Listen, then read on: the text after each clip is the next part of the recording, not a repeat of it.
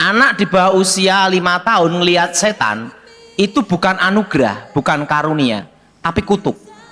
Namanya kutuk keturunan. Berarti kakek neneknya terlibat kuasa gelap. Dan ini berhubungan dengan perjanjian kekuatan mistik. Jadi kemungkinan besar kakek neneknya punya okultisme. Pada waktu mau meninggal belum ada yang bisa diturunkan, sehingga waktu meninggal kekuatan ini mencari pengganti. Nah, pengganti itu sejak lahir. Makanya kalau anak di bawah usia 5 tahun itu ngelihat setan, itu bukan anugerah, itu kutukan. Untuk merasakan adanya setan, semua manusia dan binatang bisa merasakan. Contohnya anjing, kalau ada setan lewat, au, bukannya saya mirip dia.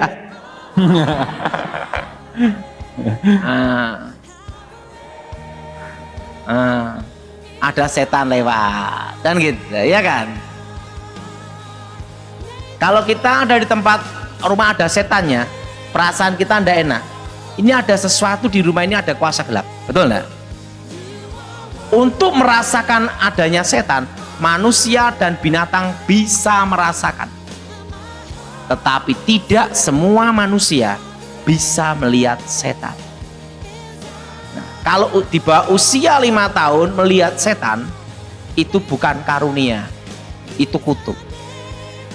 Beda dengan karunia dari Tuhan. Karunia dari Tuhan itu didapat setelah bertobat, tetapi tidak bisa dipergunakan setiap saat. Kalau Tuhan kehendaki saja baru bisa lihat. Kalau Tuhan tidak kehendaki, tidak bisa. Saya pun setelah bertobat, saat tertentu Tuhan izinkan saya lihat. Karunia membedakan roh bekerja. Tetapi saat tertentu tidak bisa lihat, tetapi saya bisa merasakan. Kenapa bisa merasakan? Karena dulunya bekas setan.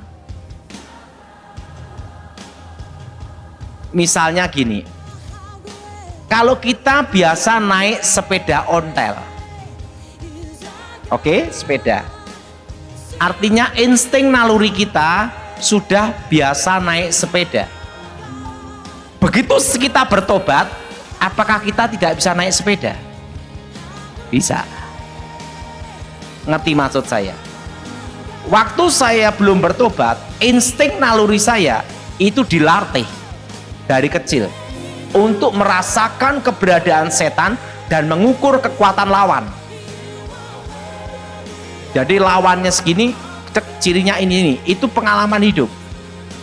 Nah, setelah saya bertobat, insting naluri saya itu masih ada, tetapi kemampuan untuk melihat sudah tidak. Saat Tuhan kehendaki, saya baru bisa lihat. Kalau Tuhan tidak kehendaki, tidak lihat. Tapi kalau orang punya jimat, saya bisa merasa. Ngerti maksud saya? Bedanya di situ. Dan tidak bisa digunakan setiap saat. Beda dengan kutukan. Kalau kutukan itu bisa melihat sewaktu-waktu dan setiap saat dikehendaki. Beda dengan karunia Roh Kudus. Tidak bisa seperti yang kita kehendaki, tidak bisa. Kalau Tuhan kehendaki, Tuhan bekerja. Kalau Tuhan tidak kehendaki, tidak bekerja. Jadi harus ada pemisah di sini.